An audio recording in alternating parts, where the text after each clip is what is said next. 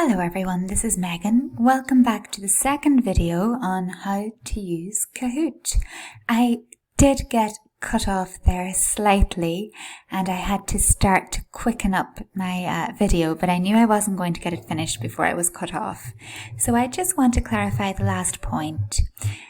I was able to upload the image of a spoon from my computer, but how did I do that? Well, I went to Google, this is Google, fabulous Google, and I typed in spoon and then I found this image that I quite like. I right click on the image and then save image as, and I am effectively downloading that to my computer. So this is spoon, I'm going to put 2 beside it, I'm going to save it, and that is downloading onto my computer as you can see here. Now if I go back to Kahoot again, I can just remove this to show you. We can click on image library if we want, but we know previously that we can't get an image of a spoon there. Then you can click upload image and this uploads it again from my computer. So there's the second one there. I'm going to click on that one. I'm going to click open and it opens it again here. Okay, so guys, just remember to click true when you're finished. So I have used the 2 different types of questions here. I have used the quiz question and I have used the true or false question. Now let's say you are running out of ideas. Well, you can click question bank. Question bank will help you come up with some questions. Okay, so start typing a question to search. Okay, let's see kitchen vocabulary. Let's see what comes up. Vocabulary is vocabulary, and let's see what comes up. Now these are sample questions that we could use. Okay, so vocabulary questions. Okay, not so much. We're looking for the kitchen in particular. Okay, let's take out the word vocabulary and let's see what comes up for kitchen. Okay, so these are sample questions that we could use if you wanted to. So you could click add if you liked any of them. What's the kitchen layout? This is the kitchen layout. Do you see a kitchen or a bedroom? Should you run in a kitchen? Maybe we want to be more specific. This one works. There is a what in a kitchen? A cupboard, a desk, a TV or a sofa. Well, that works for me because I'm teaching vocabulary related to kitchen. So I click add. Now I click close. Okay, so this has added that question to my Kahoot. Okay, again, you can edit it, you can remove the picture, you can add a new picture, or you can edit the questions.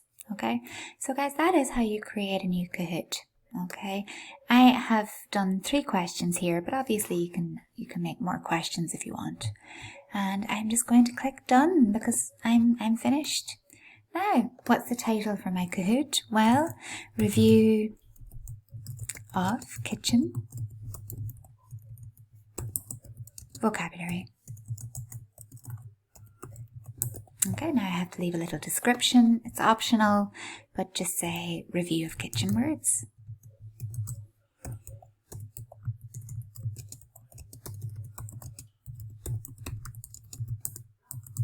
Okay, and then I'll just click continue.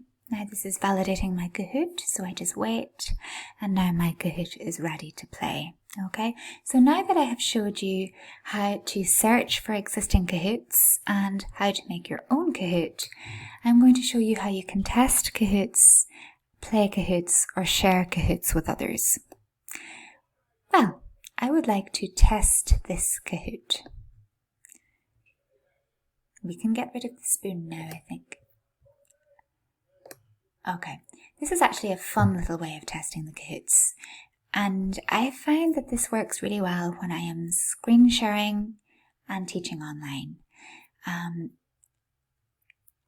Kahoot with my students works well depending on the level and depending on whether I am physically present to help them with it.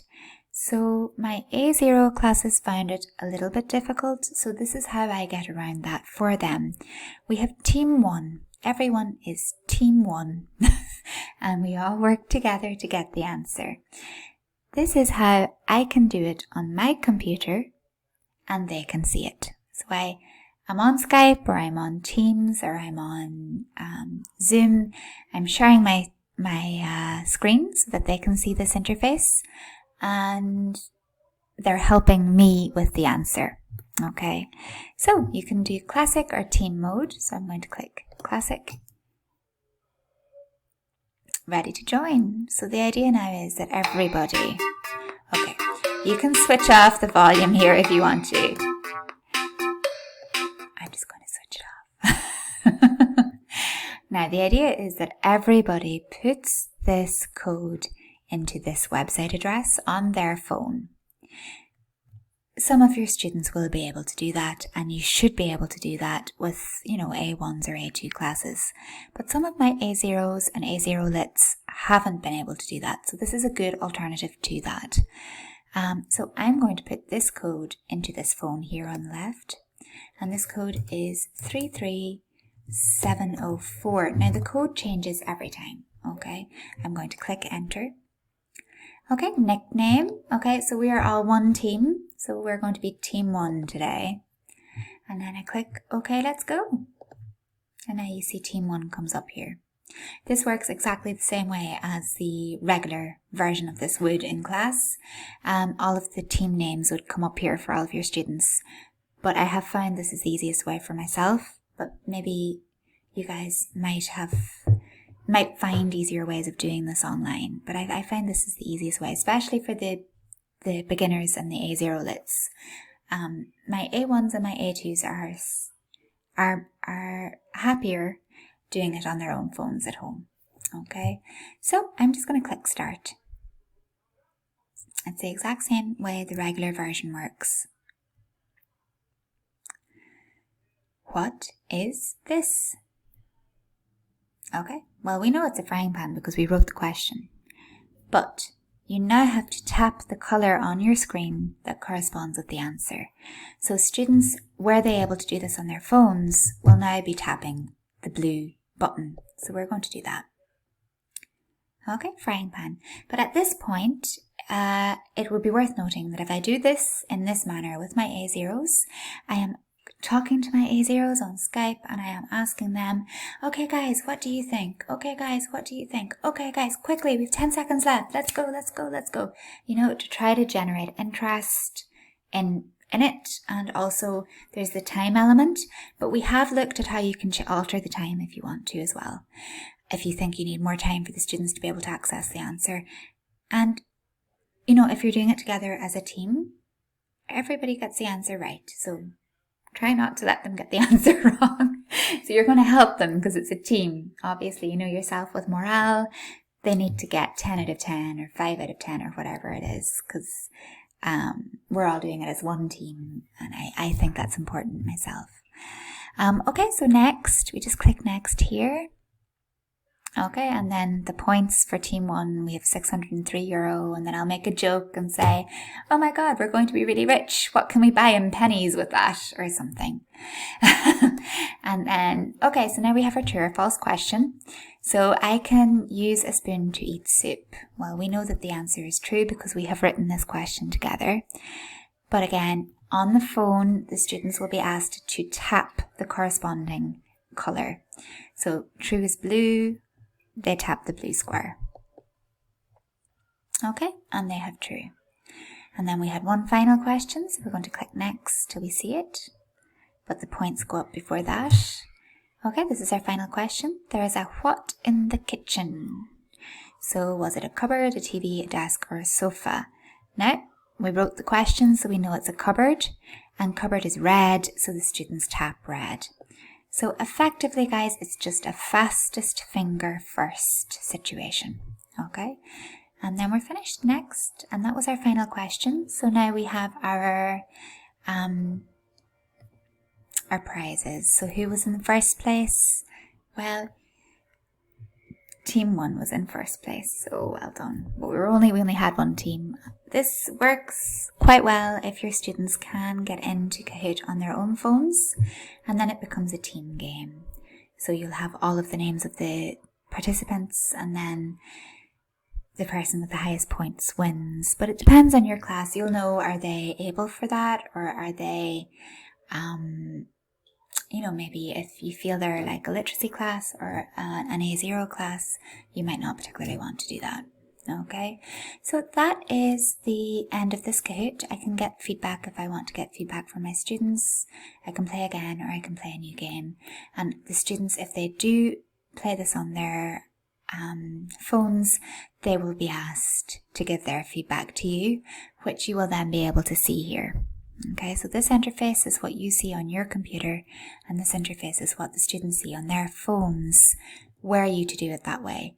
But I am doing it this way because my A0s and my A0 Lits haven't been able to successfully access the game without me in the class with them, showing them how to do it on their own phones. And so how do I get into this again? I'll just show you again. It's test this Kahoot. So that's the test for it. And I find it works well in a class setting if you screen share it and if everybody works as one team to get the answer. Okay, I'm going to click done here because I was finished with that Kahoot. I'm going to go back out. This is my home page. These are my Kahoots. So again, you can just click play. I'm going to show you now how to do this if you were in class with students. You can just click play. So for virtual rooms, I'm going to click teach. And this comes up. So this, guys, as you can see, is what will actually come up if you were in class and if you were doing it together with your class. But that was what came up here on my whiteboard when I did the test version, which I feel works better if in a screen share capacity. Okay. So you can click classic because that's the main version. And again, the music comes up. So you can adjust the volume, or you can switch it off completely, and you can change the music if you want to. Okay, so now if you have like an A1 class or an A2 class or a level 3 or a level 4 class, tell your students to put this into their phones, www.kahoot.it. When they put that into their phones, they will then get something like this, where they will be asked to put that pin in. So if you remember what that looked like, I'm just going to reload this page so that you can see what that looked like at the start. So there's the game pin. This is what will come up on their phones, and they will be asked to put that pin in here.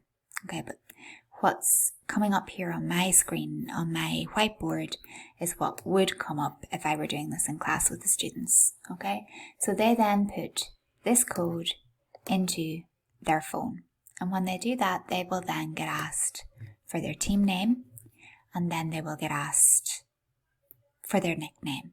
Okay, so then you click start. Okay, and when you click start, you have access to the app from your computer. You have started it from your computer. They would be at home with their phones, and they would then get the 4 different colours, and they'll have to tap the corresponding colour depending on the question. Okay, so let's see if we can put this code into this.